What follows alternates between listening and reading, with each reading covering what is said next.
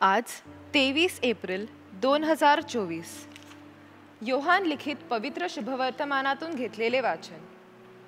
तेव्हा यरुशलेमेत मंदिर समर्पणाचा सण असून हिवाळा होता आणि येशू मंदिरातील शल्मोनाच्या देवडीत फिरत होता। तेव्हा यहुद्यांनी त्याला गराडा घालून म्हटले, तुम्ही कोठवर आमची मने संशयात ठेवणार? तुम्ही ख्रिस्त असला तर आम्हास उघड सांगा। येशूने त्याला उत्तर दिले, मी तुम्हास सांगितले तरी तुम्ही विश्वास ठेवित नाही।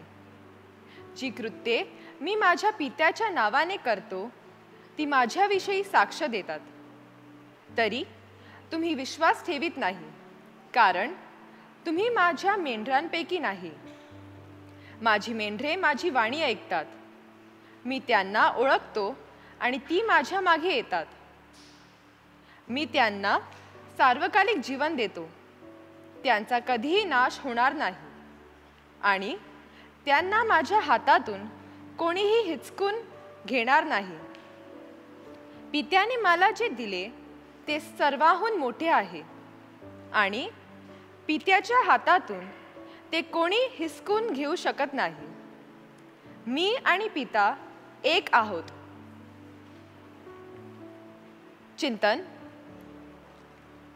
चर्च धर्मपंडित टर्टुलियन म्हणतात, प्रत्येक रक्तसाक्षी श्रद्धावंतांचा रक्त म्हणजे प्रभू येशूच्या शुभवर्तमानाला साक्ष देण्यासाठी बियाणं होय।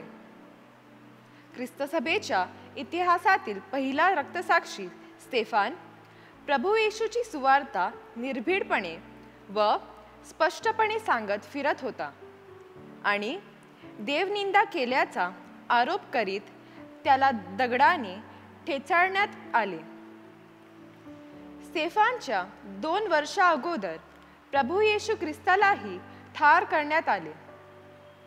जणू काही ही एक हिंसेची रचना आहे। पहिल्यांदा बिनबुडाचा खोटानाटा आरोप करायचा, दुसऱ्यांना पटवून घ्यायचं की कसा हा आरोप खरा आहे, त्यासाठी त्याला मरलं पाहिजे। मग जमाव मानसिकतेचा गैरफायदा घेऊन पशुतुल्य अशा अधोरी पद्धतीने समोरच्याला हालाहाल करून कायमचे संपविले जाते। आज जणू काही अफवांना पे फुटलेले आहे। प्रक्षोभक बातम्यांद्वारे एखाद्या माणसाला व जमावाला गृहीत धरले जाते व बळीचा बकरा बनवून न्याय व नीतिमत्तेच्या नावाखाली हिंसक वळण लावले जाते। ही शोकांतिका आहे। जर्मनीत ॲडॉल्फ हिटलरने हेच षडयंत्र वापरून 6 मिलियन ज्यू लोकांचा असाच छळ केला। मात्र आपण आनंदी राहून या जगामध्ये सर्वांना जोडण्याचं पवित्र कार्य करण्यासाठी आपल्याला परमेश्वराने जन्म दिला आहे, तोडण्यासाठी व फूट पाडण्यासाठी नाही।